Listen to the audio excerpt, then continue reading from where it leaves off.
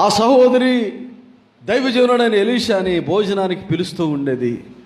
దైవజనుడు మన ఇంటికి వస్తున్నాడు కాబట్టి మనం అతనికి ఏదైనా చెయ్యాలి, అతని బోధ వింటున్నాం కాబట్టి, అతని వలన బలపడుతున్నాం కాబట్టి ఆయనకు ఏ అవసరం ఉందో ఆ అవసరం తీర్చాలి అనేటువంటి ఒక సద్భావం కలిగి తన పెనిమిటితో చెప్తా ఉంటుంది ఒక మాట. దేవుని బిడ్డలారా, తన పెనిమిటి దగ్గరికి వెళ్ళి 4వ అధ్యాయం 9వ వచనంలో అంటుంది, మన యొద్దకు వచ్చుచు పోవుచున్నవాడు భక్తి గల దైవజనుడని నేను ఎరుగుదును.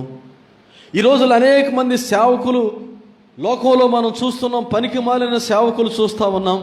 వారు ఏదైనా గృహానికి వెళ్ళినప్పుడు కానీ, ఎవరినైనా కలుసుకున్నప్పుడు కానీ వాళ్ళ నోటముడు వచ్చేటువంటి మాటలు వ్యాపారానికి చెందినటువంటి మాటలు, రెండవది వివాహ సంబంధాల గురించినటువంటి మాటలు, మూడవది రాజకీయ సంబంధమైనటువంటి మాటలు, నాలుగవది బోస్టింగ్